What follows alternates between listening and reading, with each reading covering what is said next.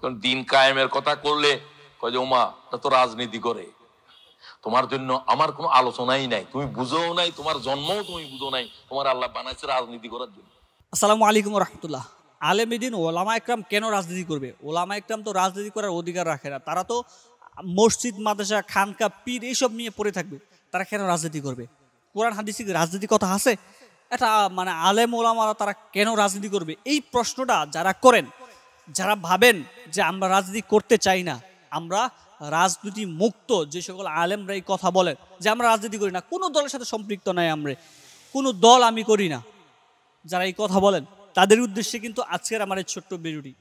হয়তো আমি অনেক ছোট মানুষ, কিন্তু আমি যাদের রেফারেন্স দেই, যাদের রেফারেন্স দিয়ে কথা বলি, যাদের রেফারেন্স আপনাদেরকে শোনাই, তারা কিন্তু ছোট না, তারা কিন্তু অনেক বড় আলেমে দিন, তারা খুব বিজ্ঞ আলেম।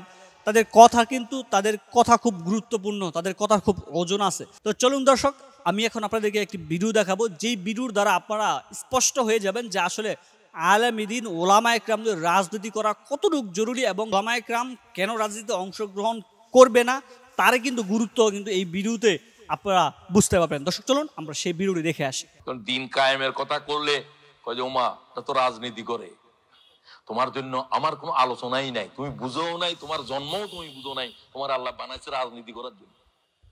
ইন্নী জাইলুন ফিল আরদে খেলাফত ইটসেলফ এ পলিটিক্যাল ওয়ার্ড।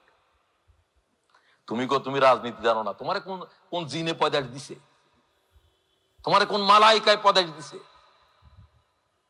তোমার তো বানানো হয়েছে খেলাফতের জন্য। কথা কি বুঝো? তসবিহ পড়ার জন্য তোমার বানাইছে। ফেরেশতারা বলছিল তো আল্লাহ আমরা তো তসবিহ পড়ি, নাহানু নুসাব্বিহু বিহামদিকা ওয়া নুকাদ্দিসু লাক, ক্বালা ইন্নী আ'লামু মা লা তা'লামুন। তোদের কোনো আকল নাই। সুবহানাল্লাহ। সুবহানাল্লাহ। খেলাফত কি জিনিস তোরা কি বুঝোস? তোদের কাজ হলো তসবিহ তাহলিল, এগুলোর ভিতরে থাক। আর তুমি এখন ওটাকে তসবিহ তাহলিলের ইবাদত বুঝছো, তোমার কি জন্য বানাইছে ওটা তুমি বুঝোও নাই। আমাদের এমন একজন ইমাম লাগবে যেটা রাজনীতি করে না, এর পিছনে নামাজই হবে না। নামাজ হবে না বলছি আমি, সে তো আশুদ্ধতর তার জাহেল। ঈসা আলাইহিস সালাম আসে শুধু বলবেন যে যুদ্ধের জন্য তৈয়ার হও, এই প্রথম লফজ। ইমাম মেহেদী জাহের হওয়ার পরে বলবেন যে যুদ্ধের জন্য তৈয়ার হও, জিহাদের বায়াত করো। নামাজের বায়াত চলবে না, রোজার বায়াত চলবে না, কিসের বায়াত করবে? ইমাম মেহেদী আসি জিহাদের বায়াত করে, ঈসা আলাইহিস সালাম নামাজের সালাম ফিরাবেন, আসরের নামাজে দাঁড়াবেন, বলবো যে তোমরা যুদ্ধের বায়াত করো, দাজ্জাল কোথায় আছে?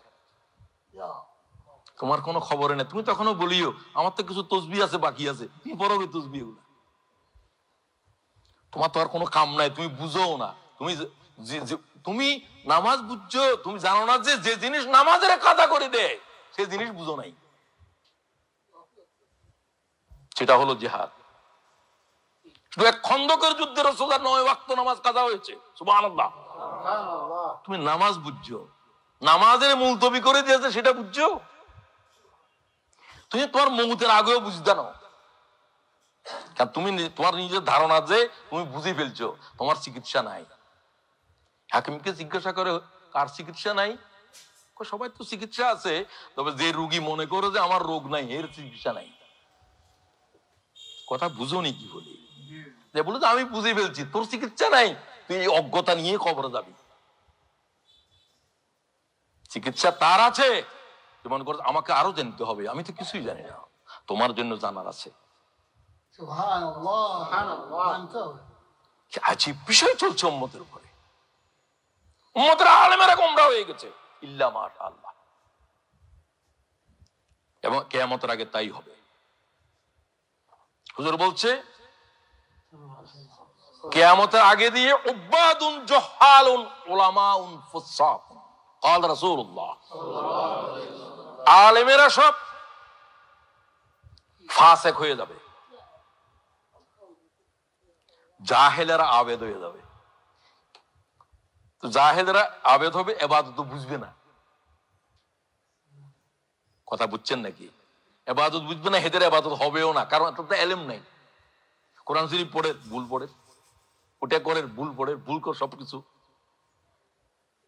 যারা জানবে তারা ইবাদত ছেড়ে দিবে, আর যারা ইবাদতে মশগুল হবে এরা ইবাদত কিভাবে করতে হবে কি কিছুই জানে না। জহাল বলছে, আলেমরা ফাসিক আর জাহেলেরা আবেদ। কিয়ামতের আলামত। কথা বুঝে? সবাই কি বুঝে? আল্লাহ তাআলা ইলম বকশিশ করো। ইলমের মূল কিতাব কি? দর্শক, আপনারা এতক্ষণ মিশরের একজন শায়েখ প্রফেসর মফিজুর রহমান স্যারের একটি বক্তব্য শুনেছেন, যে বক্তব্যের দ্বারা আপনারা স্পষ্ট হয়ে গিয়েছেন যে আসলে ওলামায়ে একরামদের এবং প্রত্যেকটা মুসলমানের দিন কায়েমের কতটুক প্রয়োজন, রাজনীতি করা কতটুক প্রয়োজন, জিহাদ করা কতটুক প্রয়োজন। যারা বলে যে আমরা রাজনীতি মুক্ত, আমরা সিয়াসাত মুক্ত, আমরা এই রাজনীতি করি না, যারা এইসব কথা বলে বেড়ান, এইসব কথা বলে যারা নিজেকে দায় সারেন, নিজেরা রাজনীতি থেকে দূরে সরে যান, তাদের উদ্দেশ্যে কিন্তু আজকে এই ভিডিওটা। উনি তো এখানে খুব সুন্দরভাবে খুব স্পষ্টভাবে আমাদেরকে বুঝিয়ে দিয়েছেন যে আসলে আমাদের রাজনীতি করা, ওলামায়ে কেরামদের দিন কায়েমের চেষ্টা করা কি পরিমাণ ফরজ। তাহলে আমাদের প্রত্যেকটা মুসলমানদের চেষ্টা হবে দিন কায়েমের চেষ্টা, খেলাফত কায়েমের চেষ্টা, ওলামায়ে কেরামদের রাজনীতি অংশগ্রহণ করার চেষ্টা। দর্শক, এর জন্য আমাদের শায়েখ মুফতি ফয়জুল করিম শায়েখে চরমনায় তিনি বলে থাকেন বিভিন্ন ওয়াজ মাহফিলে যে যারা আমরা রাষ্ট্র ধরেছি তারা ধর্ম ছেড়ে দিয়েছি, যারা আমরা ধর্ম ধরেছি তারা রাষ্ট্র ছেড়ে দিয়েছি। এই কথাটা কিন্তু প্রায় সময় শায়েখ বলে থাকেন। এখানে যারা আমরা ধর্মকে ধরে থাকি, আমরা শুধু একমাত্র ধর্ম নিয়েই পড়ে থাকি। আমাদের বাংলাদেশ থেকে লক্ষ লক্ষ কোটি কোটি টাকা পাচার হয়ে যাচ্ছে, তা নিয়ে কোনো মাথা ব্যথা নাই। আর যারা আমরা রাষ্ট্র ধরেছি তারা কিন্তু একদম ধর্মকে ভুলেই গেছি, যে ধর্ম বলতে কোনো কিছু আছে তারা একদম ভুলেই গেছে। ওই শুধু ওই দিন মনে করে শুক্রবার দিন, ঈদের দিন আর জানাজার নামাজ আসলে ওই সময় তারা মনে করে যে হ্যাঁ আমি তো মুসলমান, আমি তো একজন আমি তো একজন ধর্মের অনুসারী, ইসলাম ধর্মের অনুসারী, তখন একমাত্র মনে হয়। দর্শক, এই জন্যই ওলামায়ে একরাম আমাদের শায়েখ মুফতি ফয়জুল করিম শায়েখে চরমনায় তিনি বলে থাকেন যে যারা রাষ্ট্র ধরে তারা ধর্ম ছেড়ে দেয়, যারা ধর্ম ধরে তারা রাষ্ট্র ছেড়ে দেয়। উভয় পথই কিন্তু গলত। তাই অতএব আমাদের দুটোটা পথই আঁকড়িয়ে ধরতে হবে, সঠিকভাবে আমাদের জীবন যাপন করতে হবে।